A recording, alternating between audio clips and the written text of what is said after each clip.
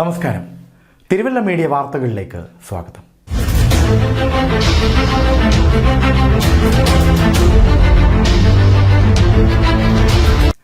മാർത്തോമാ സഭയിലെ doctor Joseph Mar Ivanios എപ്പിസ്കോപ്പയ്ക്ക് രാജ്യാന്തര professor പദവി.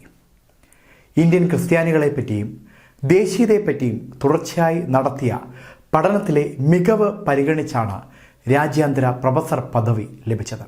സ്വിറ്റ്സർലൻഡിലെ ബേൺ സർവകലാശാലയാണ് പ്രൊഫസർ പദവി നൽകിയത്. ജർമ്മൻ വിനിമയ ഭാഷയായി ഉപയോഗിക്കുന്ന യൂറോപ്പിലെ സർവകലാശാലകളിൽ നിന്ന് ലഭിക്കാവുന്ന ഏറ്റവും ഉന്നതമായ ഡോക്ടർ ഹാബിൽ എന്ന പദവിയിൽ സ്വിറ്റ്സർലൻഡ് ബേൺ സർവകലാശാലയിലാണ് അദ്ദേഹം പ്രൊഫസറാകുന്നത്.